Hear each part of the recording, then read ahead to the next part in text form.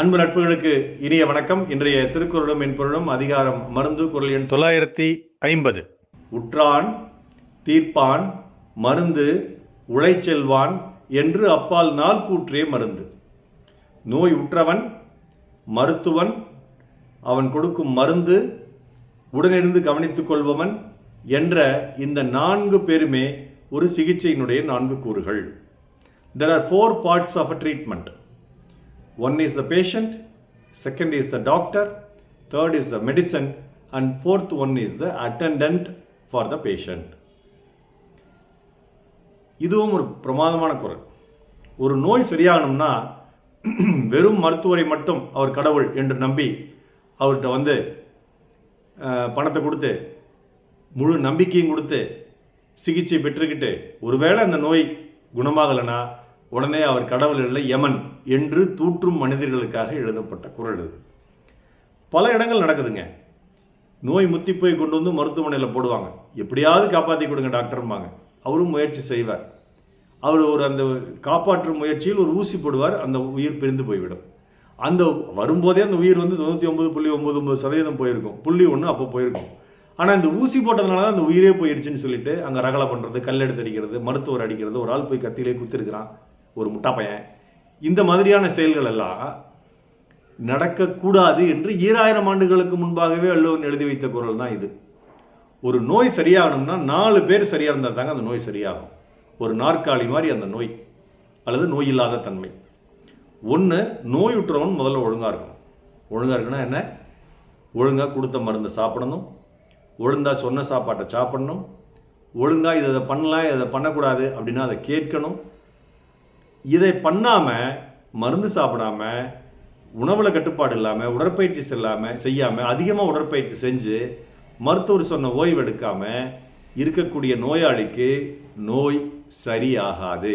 இது நாளும் சரியாக இந்த கருத்துக்கள் நான் சொன்ன கருத்துக்கள்லாம் நோயாளியினுடைய கடமைகளை எல்லாம் சரியாக செஞ்சான்னா நிச்சயமாக அவனுக்கு நோய் நல்லாகிறதுக்கு ஒரு வாய்ப்பு 1/4% வாய்ப்புண்டு. ஒரு கால் அங்கே சரியாயிடும். இன்னொரு கால் தீர்ப்பான், அதான் மருத்துவன். அந்த மருத்துவன் உண்மையிலேயே மருத்துவம் படித்த மருத்துவனாக இருக்க வேண்டும், நன்கு அனுபவம் பெற்ற மருத்துவனாக இருக்க வேண்டும், அறிவியல் சார்ந்த கருத்துக்களை கொண்ட மருத்துவனாக இருக்க வேண்டும், மனிதாபிமானம் கொண்ட மருத்துவனாக இருக்க வேண்டும். அப்படிப்பட்ட மருத்துவன் அங்கே இருந்தால் அந்த நோய் குணமாவதற்கு 50% வாய்ப்பு இருக்கிறது. நோயாளி கொடுத்த 1/4%, மருத்துவன் கழிக்கும் 1/4% சேர்த்து 0.5%, அரை பங்கு 50% சரியாவதற்கு வாய்ப்பு இருக்கிறது. 2 கால்கள் சரி. 3வது கால் தான் மருந்து. இந்த மருந்துன்னு ஒன்று கொடுக்குறோம். அதை கொடுக்கும் பொழுது பல வேளைகளில் அந்த மருந்துகள் போய் வேலை செய்யும். சில வேளைகளில் பிளாசிபோ என்ற ஒன்றே எங்களிடம் உண்டு. அப்படின்னா என்ன அர்த்தம்னா, சில பேர் சும்மா கை கால் வலிக்குதும்பாங்க, பார்ப்போம், இன்னும் அவங்களுக்கு ஒன்றும் காரணம் இருக்காது. எல்லா மருத்துவனுடைய ஆய்வின்படியும் ஒன்று இருக்காது, பரிசோதனை ஆய்வின்படியும் ஒன்று இருக்காது. இவங்களுக்கு எதையாவது ஒன்று பண்ணணுமே, இந்த சத்து டானிக் சாப்பிடுன்னு ஒரு வைட்டமின் டானிக் எழுதி கொடுப்போம். அது சத்து டானிக் தான் இல்லைன்னு சொல்லலை. ஆனால் அது குடித்த மாத்திரத்திலேயே இவனுக்கு சத்து பெற்று, உற்சாகம் பெற்று, பெருக்கெடுத்து இவன் உடம்பெல்லாம் சரியாக போச்சுங்க டாக்டர் அப்படின்னு சொல்லுவாங்க. இதுக்கு பேர் பிளாசிபோன்னு பேர். இந்த பிளாசிபோ ட்ரீட்மெண்ட் கொடுத்தாலுமே கூட அந்த மற்ற 2 நல்லா இருந்தால் தான் அது போய் வேலை செய்யும்.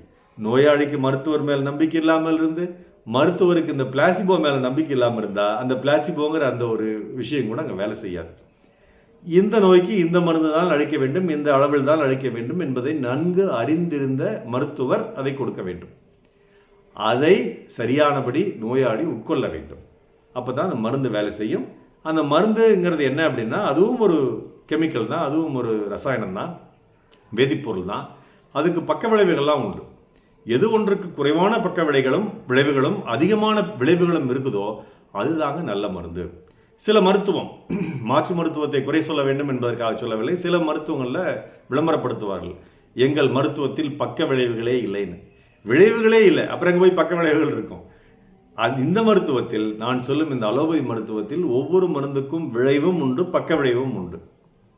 அதில் எது குணம் நாடி குற்றம் நாடி என்பது போல் அதில் எது அதிகம் இருக்கிறது என்பதை கண்டுதான் அந்த மருந்தை நாங்கள் உபயோகப்படுத்துவோம். இது மருந்துக்கு. 4வது தான் உழைச்செல்வான். 3 கால்கள் தயார், 75% நோய் குணமாகிவிட்டது. இன்னும் 25% நோய் குணமாக வேண்டும். அது யாரால்? உழைச்செல்வான். அற்புதமான சொல்லை ஐயன் கொடுத்திருக்கிறார். இந்த உழைச்செல்வான் என்பவர் யாருன்னா, நோயாளி கூட இருந்து அவனை பார்த்து கொள்ளும் அட்டண்டன்ட் அல்லது மருத்துவமனையில் அவனை பராமரிக்கும் செவிலியர். மருத்துவமனையில் பராமரிக்கும் செவிலியரை மருத்துவரோடவே நாம் சேர்த்து விடலாம். அதனால் இந்த உழைச்செல்வான் என்பவன் அட்டண்டன்ட். சில பேர் அட்டெண்டர் அப்படிம்பாங்க. அந்த அட்டெண்டர் அப்படிங்கிறது யார் அப்படின்னா, இந்த அலுவலகத்தில் பணியாற்றக்கூடிய அந்த கடைநிலை ஊழியர்களுக்கு பேர் அட்டெண்டர் அப்படின்றது. அட்டெண்டன்ட் அப்படிங்கிறவங்க தான் நோயாளிக்கு அட்டன் செய்து அவருக்கு பணிவிடை செய்பவர்கள். இவங்க ரொம்ப முக்கியம். சில நேரங்கள் நான் பார்ப்பேன், அறுவை சிகிச்சைக்கு முதலில் அந்த கன்சல்டேஷன் பண்ண வரும் பொழுது, நம்ம கலந்தாலோசிக்க வரும்போது ஒருத்தர் கூப்பிட்டு வருவார். அவருக்கு அறுவை சிகிச்சை பண்ணிவிடணும்னு சொல்லிவிடுவோம். அன்றைக்கி அவங்க எந்த பரிசோதனை செஞ்சுக்க மாட்டாங்க. திருப்பி ஒரு 2-3 நாள் கழித்து பரிசோதனை செய்ய வருவாங்க நோயாளி. அப்போ அவர் கூட இன்னொருத்தர் வருவார். பரிசோதனை முடிந்து அறுவை சிகிச்சை ஃபிக்ஸ் பண்ணிவிட்டு போயிடுவாங்க. அந்த நாள் அன்னைக்கு அறுவை சிகிச்சையுடன் கூட இருக்கிறதுக்கு இன்னொரு ஆள் வருவார். அதற்கு பிறகு அடுத்த வாரம் அவரை நாம் பார்க்க வேண்டும், ரிவ்யூ பண்ணணும். ரிவ்யூ பண்ணும்போது பார்த்தா இன்னொருத்தர் வருவார். இப்போ முதல் ஆளுக்கு நம்ம சொன்ன அறிவுரைகள் எதுவுமே 2ஆம் ஆளுக்கு போய் சேர்ந்திருக்காது. அறுவை சிகிச்சையின் போது நம்ம சொன்ன என்னென்ன கட்டுப்பாடுகளோ அதெல்லாம் அடுத்து வரும் ஆளுக்கு போய் சேர்ந்திருக்காரு. நோயாளிக்கு பல நேரங்கள் என்னென்னே புரியாது, வேண்டிருப்பாங்க. அப்போ இந்த உழைச்செல்வான்களை மாற்றிக்கொண்டே இருந்தால் அது மருத்துவருக்கு மட்டும் தலைவலி அல்ல, நோயாளிக்கும் பிரச்சனை தான்.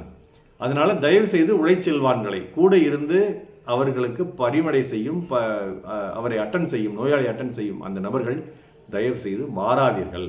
ஒருவரே வாருங்கள், ஒருவரே அவருக்கு பணிவிடை செய்யுங்கள். ஒருவேளை இரவும் பகலும் சேர்ந்து பணிவிடை செய்ய வேண்டியிருந்தால் அது 2 பேராக மாற்றிக்கொள்ளுங்கள்.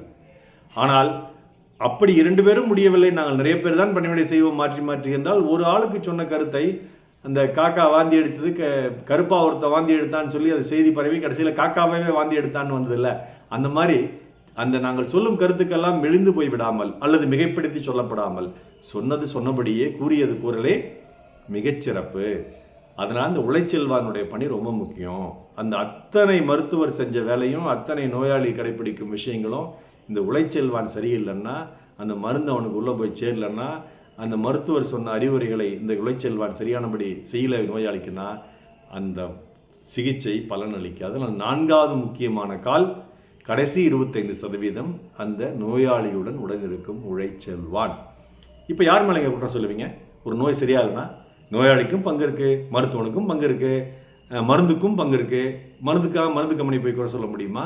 4வதாக உடனிருந்து பணியாற்றும் உழைச்செல்வானுக்கும் பங்கு இருக்குது. அதனால் மருத்துவர் மட்டும்தான் இதற்கு காரணம், மருத்துவமனை மட்டும்தான் காரணம் என்ற எண்ணத்தை தயவு செய்து மக்களே ஒழித்து விடுங்கள். இதற்கு நீங்களும் காரணம். நோய் நல்லானாலும் நீங்கள் தான் காரணம், நீங்களும் காரணம்.